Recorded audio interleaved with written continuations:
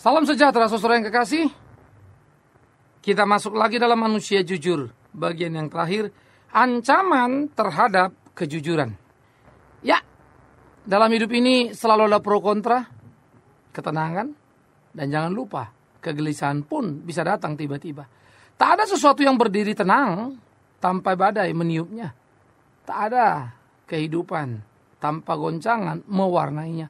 Itu semua datang silih berganti. Dan itu akan menjadi pengujian. Apakah kita tetap setia atau ketakutan di dalam kehidupan. Tetapi saya akan berkata pada saudara, jangan takut dalam hidup ini. Tuhan akan menolongmu, Tuhan akan memimpinmu. Begitu pula dalam sikap atau pilihan yang kau ambil terhadap kejujuran. Jangan kau gelisah tertinggal. Seakan-akan menjadi tidak terkenal. Dan lebih menyakitkan, mungkin tersisihkan dari percaturan pergaulan. Tetapi saya ingin berkata, Tuhan memberkati, Tuhan menyukai orang-orang yang mau melakukan apa yang ditetapkannya. Di dalam Amsal pasal 29 ayat 27. Amsal 29 ayat 27 demikian firman Tuhan. Orang bodoh adalah kekejian bagi orang benar. Orang yang jujur jalannya adalah kekejian bagi orang fasik. Menarik saudara.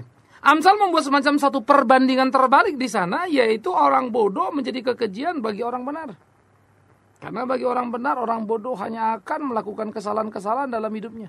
Di sini bukan berarti dia bodoh tidak ngerti 1 tambah 1 2 ya, tetapi lebih pada kualitas. Sehingga bodoh membuat dia hidup tabrak sana, tabrak sini, lakukan sana, lakukan sini, bikin dosa ini, bikin dosa itu. Bodoh setengah mati. Itu maksudnya. Bukan bodoh karena tidak bisa berhitung. Karena banyak orang bodoh tidak bisa berhitung, tapi berjalan perjalanan yang benar. Jadi benar dan bodoh dibandingkan kepada nilai yang tidak pas. Tetapi dibalik lagi dia mengatakan orang yang jujur sebaliknya, ya, jalannya merupakan kekejian bagi orang fasik benci. Sehingga di dalam hal ini memang terjadi ancaman terhadap kejujuran muncul dari orang-orang fasik. Ya. Ancaman nilai itu datang dari orang-orang fasik, yaitu orang-orang yang suka bermuka dua, oportunis. Mereka-mereka yang di tempat ibadah selalu mengatakan haleluya, puji Tuhan, shalom. Waduh, pokoknya salam atau kalimat-kalimat yang diucapkannya maut betul, hebat betul. Tetapi kelakuan yang dilakukannya, tindakan-tindakannya tidak mencerminkan apa yang dikatakannya. Shalom yang begitu bagus artinya itu bukan sekedar sebuah salam, tetapi ungkapan kesukacitaan sejahtera bagimu, jasmani dan rohani. Sejahtera bagimu juga bagiku. Artinya orang-orang yang mengatakan shalom akan bertindak dalam kehidupannya, membawa sejahtera dan membaginya kepada teman-temannya. Tetapi orang fasik berkata shalom, ia mengambil barang temannya. Shalom, ia mengambil hak temannya. Shalom, maka ahli Taurat pun dikatakan Yesus menyuruh orang berbuat benar sendiri tidak berbuat. Mereka berteriak cinta kasih, tetapi mengambil jatah janda-janda miskin. Mengerikan sekali. Itu orang fasik, saudaraku. Oleh karena itu, kejujuran menghadapi ancaman pertama dari orang fasik, orang yang dekat ada di sekitar kita. Ini memang repot. Kita bisa ditelikung, bisa dijerumuskan justru karena kejujuran kita. Ya. Dan dia tahu nih, dia bisa tebak nih. Orang jujur kan paling mudah ditebak. Ya A dia bilang A, B ya dia bilang B. Selesaikan B, B, A, A. Tapi orang tidak jujur, susah nebaknya. Ya, paling kita bilang dia bakal begini. Kadang-kadang dia benar-benar kayaknya ngomong baik-baik, tahu benar baik. Tahu benar baik. 2 kali. Langkah ketiga baru dia nipu. Nah, itulah susahnya karena licin banget. Licin. Ya, lihai. Orang jujur to the point. Ya, tidak ada sesuatu yang disembunyikan sih. Nah, jadi musuh pertama itu orang fasik, itu berbahaya. Yang kedua, saudara, ancaman terhadap nilai-nilai kejujuran apa? Ya, utilitarianisme artinya apa? Orang-orang yang hanya berbasiskan kepada tujuan dan mencari nilai hal-hal yang berguna untuk dirinya. Pokoknya kalau itu bisa saya pakai, bermanfaat untuk saya, sudah itu benar. Sehingga dia akan membenarkan segala cara demi apa yang diyakininya. Waduh, kejujuran jadi berat. Maka untuk menggapai apa yang dirindukannya, dia bohong ya sah-sah saja. Nggak ada yang salah kok. Lah kalau saya tidak bohong pak, anak istri tidak makan. Itu kan realita tuh. Kalau saya nggak bohong Pak, ini begini, ini begitu. Itu kan realita itu. Siapa yang mengatakan itu tidak mengerikan, saudaraku? Tentu saja itu mengerikan. Sehingga akhirnya itu menjadi ancaman terhadap kejujuran, di mana kejujuran diperjualbelikan terhadap kenyataan-kenyataan yang mengerikan kalau tidak ditabrak atau tidak berbohong. Kan jadi repot. Begitu pula dengan relativisme yang bisa menghantam kejujuran. Karena di dalam relativisme benar atau salah, jujur atau tidak tergantung pada konteks apa. Sehingga sesuatu itu bisa saja dianggap jujur sekalipun menurut kita salah. Karena ada faktor lain yang mungkin membuat tindakan itu menjadi sedikit lebih benefit. Tragis. Relatif tak pernah mempunyai hubungan mutlak dan menolak kemutlakan. Relatif membuat kita menjadi serba salah, serba oke, serba berbahaya.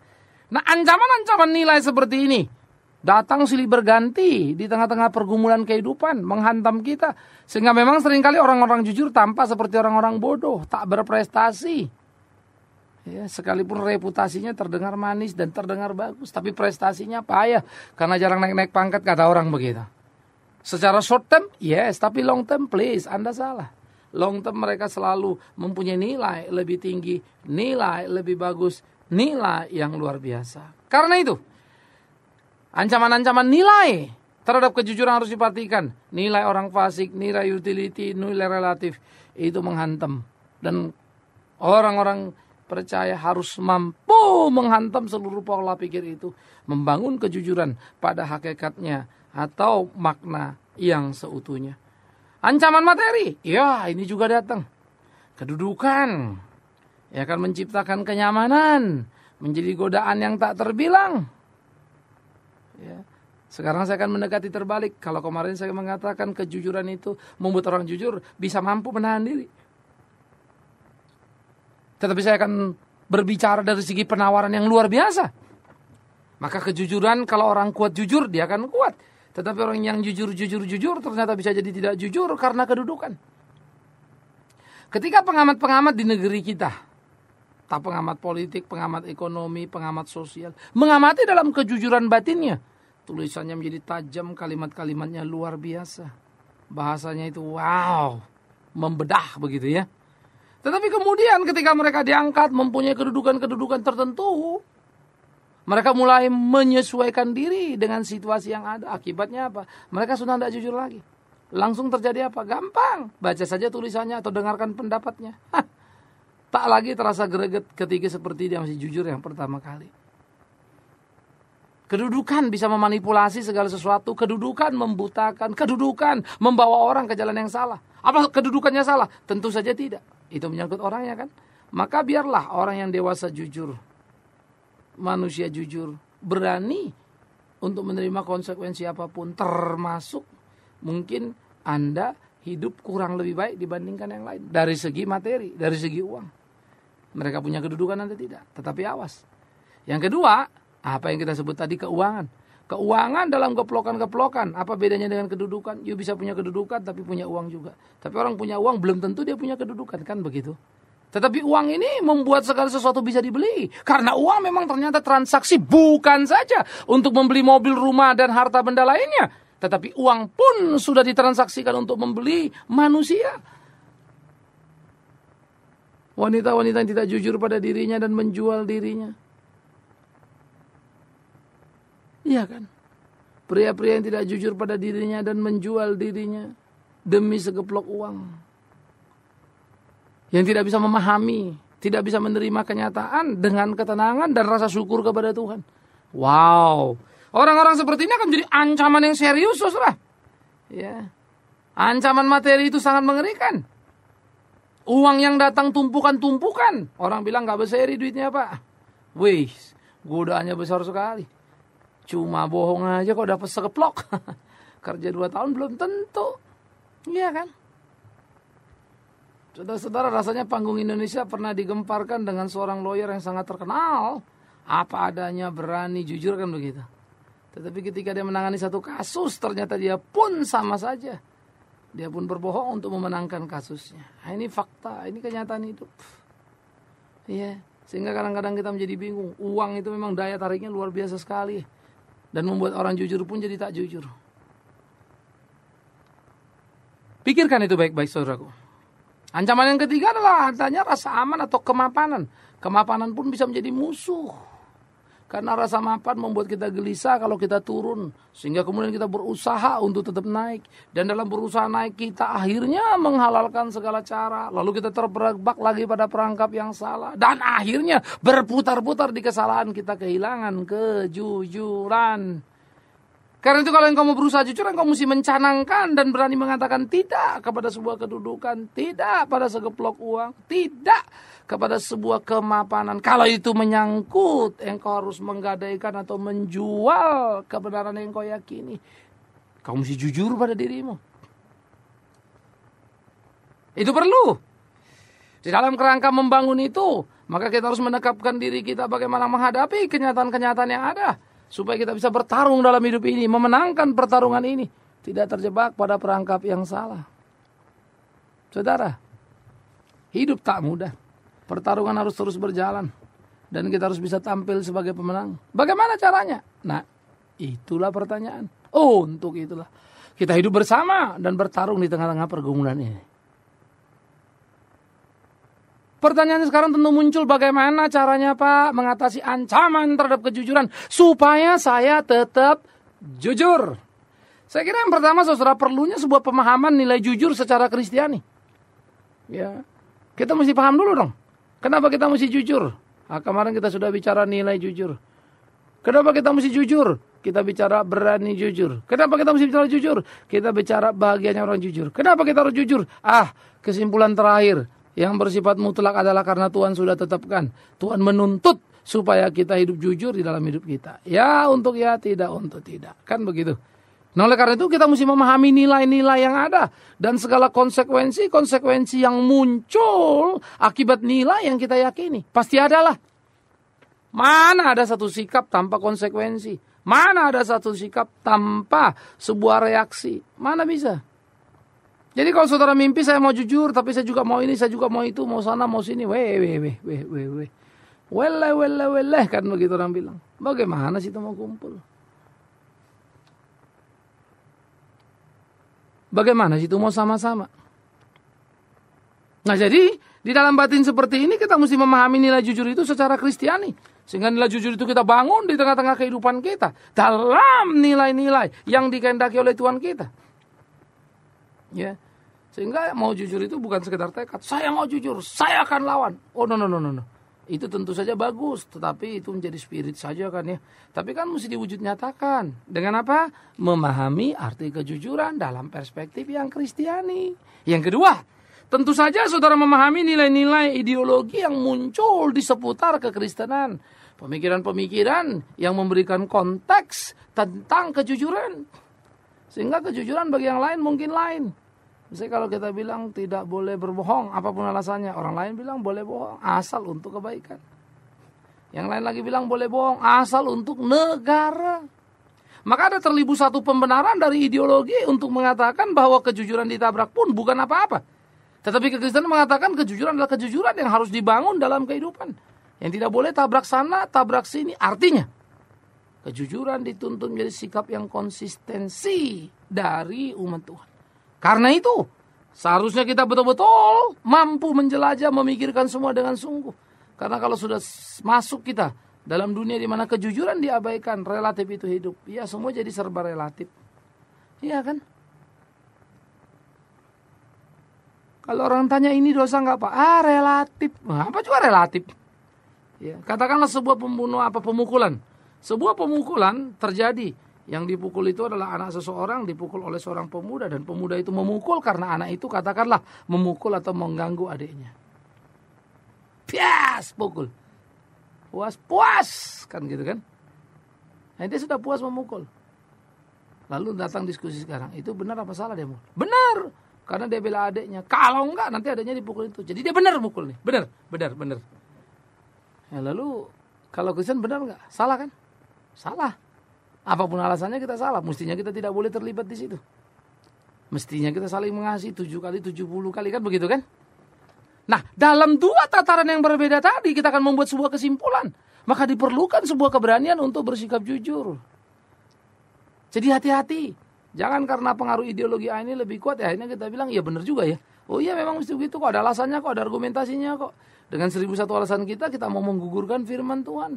Dengan 1001 alasan kita mau menunjukkan, ya sebetulnya memang kita tidak suka kok kepada kebenaran yang namanya kejujuran itu. Kan begitu. Itu tidak baik. Itu salah. Itu harus diperbaiki, saudara yang kekasih. Nah, jadi di dalam bagian-bagian seperti itulah kita bertarung dan berjuang di tengah-tengah kehidupan kita. Memahami nilai-nilai ideologi yang timbul dalam kehidupan manusia, dalam perilaku manusia. Yang ketiga, tentu saja kita perlu untuk mengatasi ancaman dengan apa? Dengan tidak diam saja toh. Pasti dengan melatih diri untuk bersikap jujur. Melatih diri bersikap jujur ini penting sekali. Yaitu pertama terhadap diri sendiri. Cobalah apa yang kau tahu ya katakan untuk ya, dan apa yang kau tahu tidak katakan untuk tidak. Cobalah kau bersikap jujur dengan tidak mengambil keuntungan buat diri sendiri. Itu manfaatnya besar sekali. Orang lain kan gak tahu walaupun you bohong kan. Tapi you mau jujur sama diri sendiri gitulah. Ada ketemu barang yang bukan temannya kita, bukan milik kita. Jujur pada diri sendiri. Mau ambil gak? Jangan, itu bukan punyamu. Kan gitu. Jujur pada diri. Saya ini gak punya duit, saya butuh duit, tapi saya mau ambil. Oh gak boleh, karena itu jahat, itu mencuri. Nah jujur pada dirimu. Memang kau tidak punya. Tapi coba jujur tanya dirimu. Apa iya kau tidak bisa cari makan dalam hidupmu? Coba pikir dalam dirimu. Kalau kau jujur, masa iya orang biarkan kau mati kelaparan? Coba pikir pada dirimu. Kalau kau jujur, masa iya tidak ada yang menghargaimu? Iya kan? Karena itulah hatilah dirimu jujur supaya penghargaan itu datang. Tapi jangan hari Minggu, Sabtu jujur, Senin sampai Jumat enggak. Itu bahaya itu. Tak boleh kan begitu. Jadi latih diri bersikap jujur terhadap diri kita sendiri. Yang kedua tentunya terhadap sesama kita. Bagaimana kita hidup dari hari ke hari dalam bisnis kita, lingkup pergaulan kita. Supaya kita tidak jadi pecundang di tengah zaman ini. Supaya mereka tidak membangun sebuah pemikiran-pemikiran yang akhirnya melawan seluruh kebenaran. Di mana ketidakjujuran ditumbuh kembangkan sementara kejujuran dianggap barang kuno. Di era yang seperti sekarang ini, era di mana posmo secara luar biasa melejit. Di mana kita bisa belajar di era posmo ini nihilisme. Segala sesuatu itu nothing, gak ada arti. Wow, itu menakutkan sekali.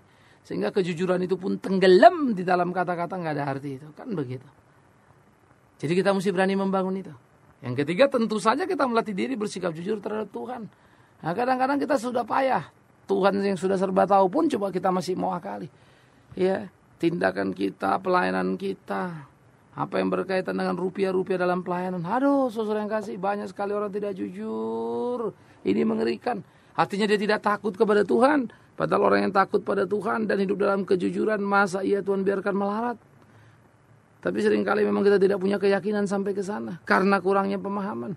Sehingga dalam hal seperti inilah kita belajar untuk terus maju di dalam kehidupan kita. Tidak terjebak pada perangkap yang salah. Dan boleh menjadi seperti apa yang Tuhan kehendaki. Karena dengan begitulah sebetulnya hidup kita menjadi hidup yang bermutu. Hidup yang luar biasa. Saudara yang kekasih. Oleh karena itulah kita harus berani melatih diri bersikap jujur. Ya, jujur terhadap diri kita, jujur terhadap sesama kita, jujur terhadap Tuhan kita. Tetapi juga yang terakhir harus berani bertindak aktif menjauhi jalan orang fasik. Ya, jangan berada di jalan orang fasik. Itu tidak sama dengan jangan mau peduli dia. Tidak, tentu kita berdoa bagi dia. Sehingga dikatakan kalau saya bilang menjauhi jalan orang fasik adalah untuk tidak tenggelam pada perkara salah yang dikerjakannya.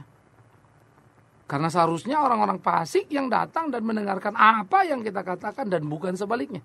Nah, oleh karena itulah aktif tadi kita mendemonstrasikan arti kejujuran, tetapi aktif tadi juga secara kemudian makin hari makin tegas kita menolak ketetapan-ketetapan atau ajaran-ajaran yang mengatakan ketidakjujuran itu sesuatu yang normal-normal saja. Sehingga dengan demikian kita bisa menciptakan berbagai sistem nilai yang baik di dalam kehidupan ini dan mengkoreksi apa-apa yang salah. Maka dengan demikianlah kita bisa mengatasi ancaman-ancaman terhadap ketidakjujuran dan memicu kejujuran untuk terus bertumbuh berkembang dalam kehidupan, boleh menjadi seperti apa yang Tuhan kehendaki, atau kita akan selalu tenggelam dan menjadi pecundang, tidak bisa apa-apa dan tidak berdaya. Ada 2 tangan, bisa dikerjakan, tetapi kemudian terikat pada berbagai kepentingan yang lainnya lagi. Oleh karena itu, mari dengan mengabaikan seluruh alasan-alasan, kita masuk untuk berjalan, melatih diri, bersikap jujur, menjauhi kejahatan orang fasik. Maka saya percaya, saudara dan saya akan dipuaskan oleh Dia, Tuhan yang hidup. Dia akan menuntun, membimbing kita dalam kehidupan kita. Tuhan yang hidup, yang oleh karenanya kita hidup di tengah-tengah hidup ini, menghidupi anugerah yang diberinya. Mengapa kita tidak takut terhadap Dia? Mengapa kita tidak takut terhadap Alkitab? Saya kira ada sebuah jawaban jujur yang diperlukan dalam hati untuk melihat dan mengkoreksi diri. Apa dan mengapa. Dan jangan disangkali. Kiranya Tuhan menolong saudara, menolong saya untuk hidup menjadi manusia-manusia jujur dalam dunia yang tidak jujur. Terpujilah Tuhan. Dan akhirnya selamat menjadi orang jujur. Amin. Mari kita berdoa. Kami bersyukur, kami berterima kasih ya Tuhan boleh menyelesaikan penjelajahan kami tentang manusia jujur. Kami berdoa supaya itu sungguh-sungguh juga boleh mewarnai hari-hari kami. Langkah-langkah kami, hidup kami selalu sesuai dan sesuai dengan kehendak Tuhan. Terima kasih. Tolong pimpin kami dan mampukan kami untuk hidup di tengah-tengah pergumulan melawan orang fasik dengan tetap menjadi teladan. Dalam nama Tuhan Yesus Kristus Tuhan hidup, kami berdoa, kami bersyukur kepada Bapa dalam surga. Amin.